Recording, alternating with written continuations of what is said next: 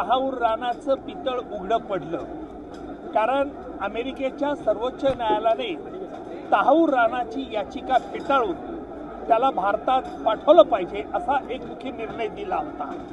परंतु पुन्हा एकदा तहाऊर राणाने आपलं धर्म कार्ड प्ले केलेलं आहे. तहाऊर राणाने अमेरिकेच्या सुप्रीम कोर्टात याचिका दाखल करून सांगितलं की मी पाकिस्तानमध्ये ओरिजिनल मुस्लिम आहे आणि त्याच्यामुळे भारतात मला पाठवण्यात आला तर भारतात माझा छळ करण्यात येईल. अर्थात अमेरिकेच्या सर्वोच्च न्यायालयाने तहाऊर राणाचा हा मुद्दा फेटाळून लावला. पण पुन्हा तहाऊर राणाने दरपोक्ती केली आहे. मी अमेरिकेच्या सर्वोच्चच्या मुख्य न्यायाधीशाकडे जाणार आहे. माझ्या मते याचा काही उपयोग होणार नाही. कारण असं आहे की भारतामध्ये जी लोकशाही आहे, यात जी न्यायपालिका आहे, ही स्वतंत्रपणे खुल्या वातावरणात निकाल देत असतं. हे आम्ही जो अजमल अमीर कसाब होता पाकिस्तानचा, त्याच्याद्वारे आम्ही सिद्ध केलेलं आहे.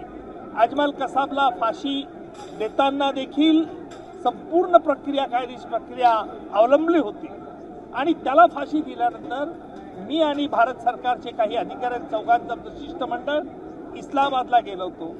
त्यावेळेस देखील पाकिस्तानच्या कोणत्याही अधिकाऱ्याने असा आरोप केला नाही की भारतामध्ये कसाबला न्याय मिळाला नाही, भारतामध्ये कसाबला टॉर्चर करण्यात आलं, वाईट वागणूक दिली, छळ केला. परंतु आज हा पाहणा तहाऊर राणाला फुटला आहे.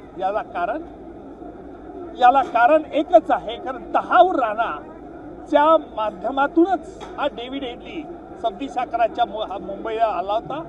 त्याने ज्या ज्या घटनावरती बॉम्ब केले, 10 अतिरेकी हल्ले केले, त्यांचे सगळे फोटो ज्याने तहाऊर राणाने सगळीकडे पाठवले होते, लष्कर तोयबाला दिले होते.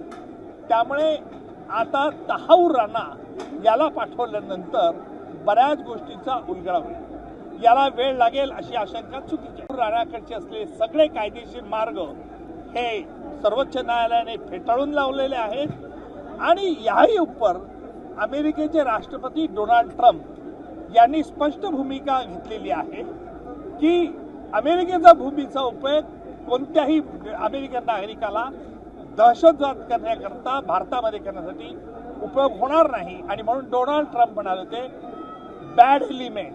आता हे जे बॅड एलिमेंट बाहेर राहून आपल्या देशाशी गद्दारी करतात, त्यांना योग्य रीतीने धडा शिकवला जाईल, हा अमेरिकेने एक निर्वाणीचा इशारा दिलेला आहे.